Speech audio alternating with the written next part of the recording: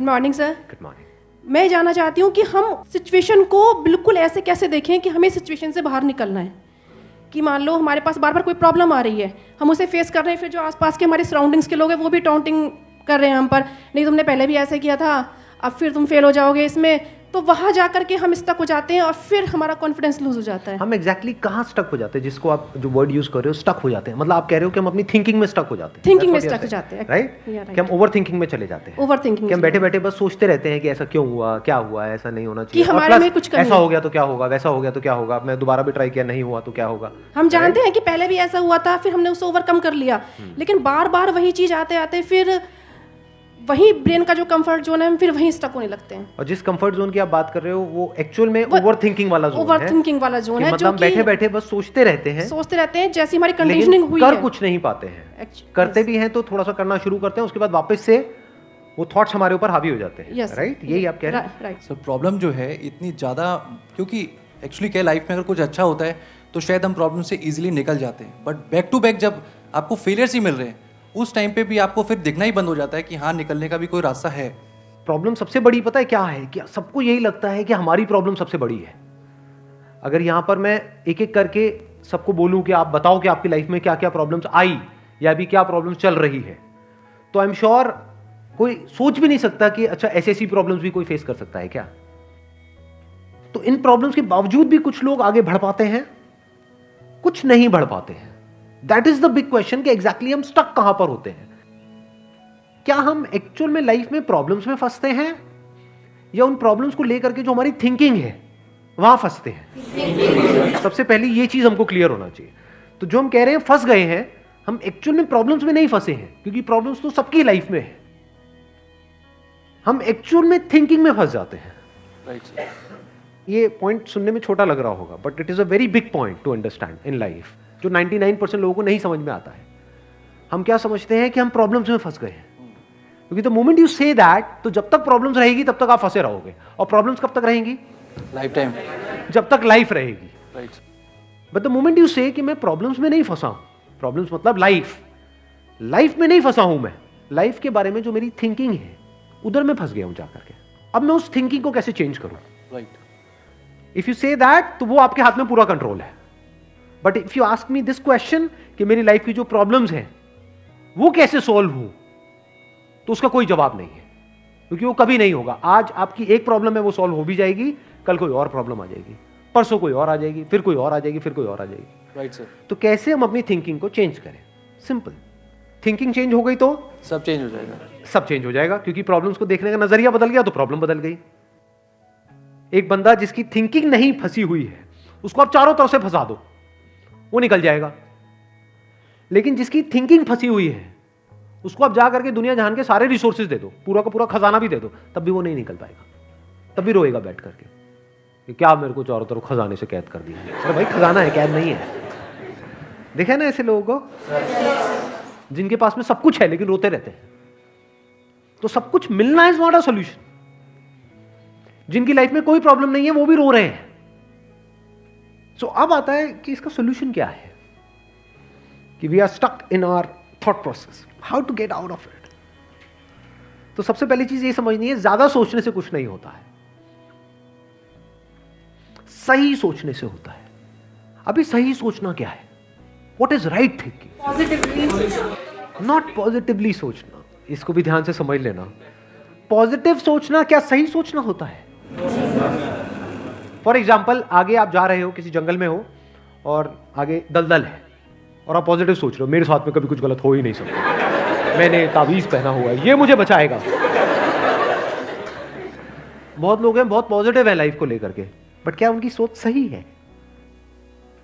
अभी सही सोचना क्या है? सर मेरे हिसाब से मतलब इंटेलिजेंसी से सोचना, कि मतलब कुछ ऐसा सोचे कि आगे जाके हमें कोई हानि ना हो, कि एक इंटेलिजेंट माइंड से सोचे। अभी इंटेलिजेंट क्या है और फूलिश क्या है? एक है फूलिश तरीका सोचने का, बेवकूफों की तरह सोचना, एक है इंटेलिजेंस के साथ में सोचना। What is intelligence? जिसको हम इंटेलिजेंस कहते हैं वो इंटेलिजेंस क्या है? साइंस को इंटेलिजेंस कह सकते हैं? नहीं कह सकते। नहीं कह सकते। तो किसको कहोगे? सुपरस्टिशंस को इंटेलिजेंस कहोगे? सुपरस्टिशंस मतलब क्या? बिलीफ, कुछ भी मान रखा है उसको पकड़ के बैठे हुए उसके हिसाब से एक्ट कर रहे हैं।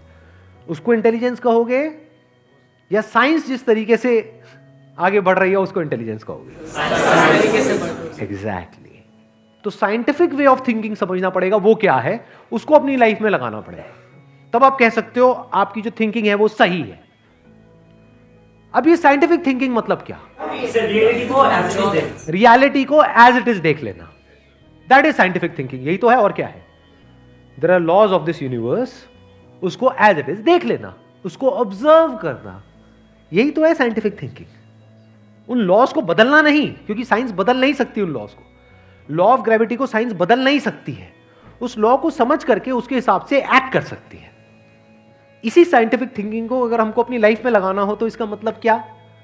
एक थिंकिंग हो सकती है लाइफ से रिलेटेड, जो भी आपके दिमाग में कचरा भरा पड़ा है बचपन से लेकर के आज तक, जैसा आपको समझाया गया है लाइफ के बारे में। किसने समझाया है? वो लोग जो खुद नहीं समझते,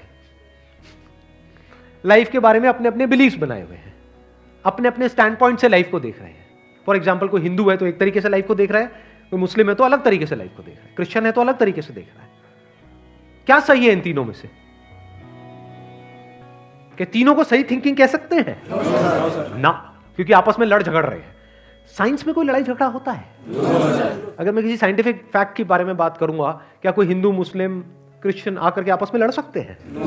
नहीं। तो ये सही थिंकिंग है। एक है जो हमें सही लगता है, एक है जो सही होता है। दोनों में जमीन आसमान का फर्क है। एक है जो आपको सही लगता है, एक है जो सही है। तो साइंटिफिक थिंकिंग का मतलब क्या, अगर इसको हमको लाइफ में लगाना हो तो, यानी लाइफ को आप एज इट इज देखो, ऑब्जर्व करो, फिर उसके बारे में सोचो। This is scientific thinking. और ये जो फंडा जिसकी मैं बात कर रहा हूं, इसको आप लाइफ के किसी भी एस्पेक्ट में लगा सकते हो। इसको बिजनेस में लगा सकते हो, इसको जॉब में लगा सकते हो, इसको रिलेशनशिप में लगा सकते हो, इसको हेल्थ में लगा सकते हो। बिजनेस क्या है अगर रियलिटी को एज इट इज देखना नहीं है तो? अब ये जो आपने कहा कि बिजनेस में सब झूठे भरे पड़े हैं, क्या ये सच है या आपका अपना एक स्टैंड पॉइंट है? अभी इन्होंने बोला कि बिजनेस में सब झूठे भरे पड़े हैं।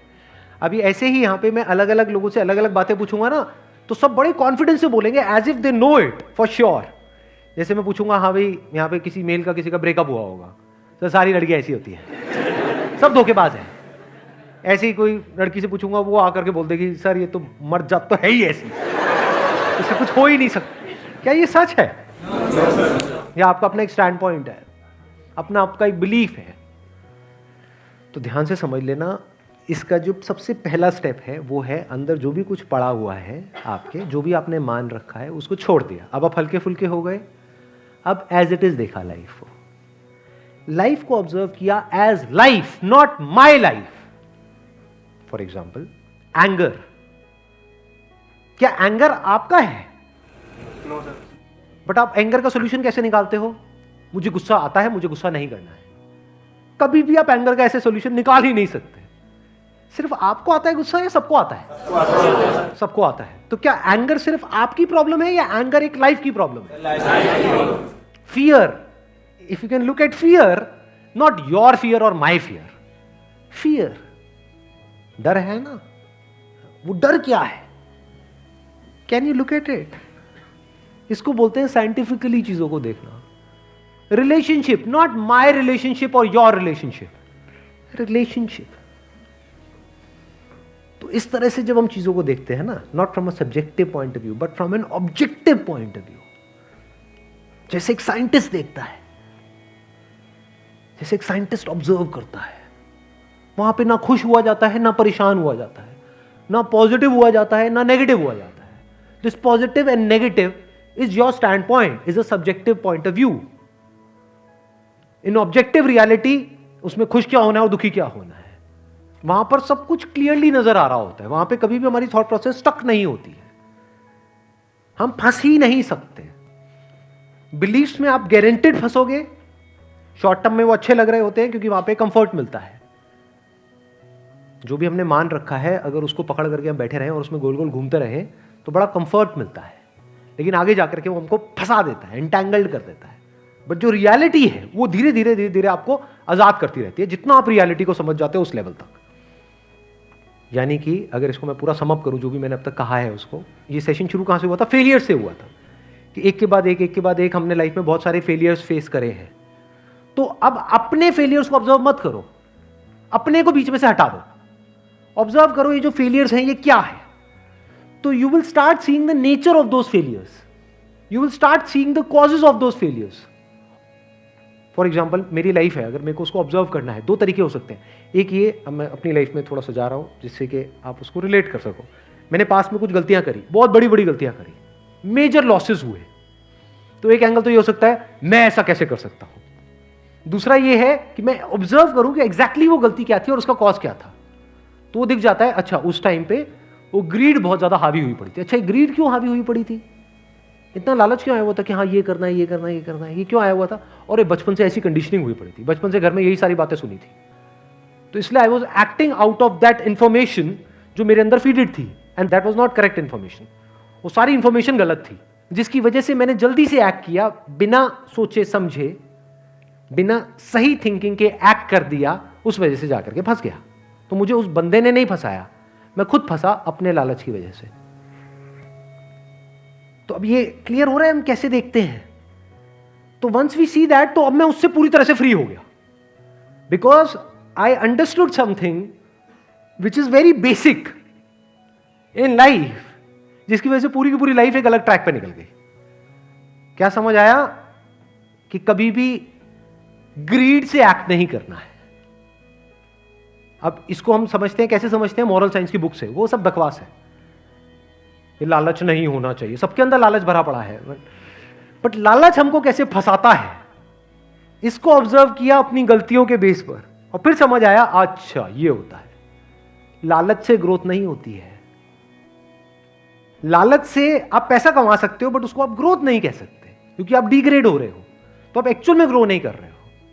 एक्चुअल ग्रोथ में उसको कह सकता हूं जो होलिस्टिक ग्रोथ हो, उसको ग्रोथ बोल सकते हैं। आपने पैसा तो कमा लिया, लेकिन डर में जी रहे हो कि मैंने इतने घपले कर दिए हैं, अगर किसी ने पकड़ा गया तो पता नहीं क्या हो जाएगा, क्या फायदा ऐसी लाइफ का? उसको आप ग्रोथ कहोगे? Can you call it growth? ना। तो लालच से ग्रोथ नहीं होती। तो ये चीजें समझना बारीकी से, स्टेप बाय स्टेप, तो आप गलतियों का पूरा नेचर समझ सकते हो।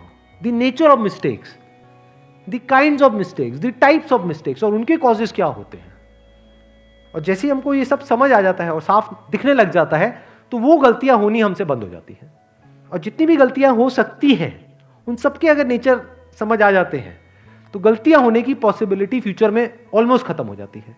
प्लस जब समझ आ गई है उसकी रियलिटी, तो वहां पे ओवर थिंकिंग के लिए जगह नहीं होती है, आप थिंकिंग में स्टक नहीं होते हैं। Wish you all the very best, thank you so much for coming.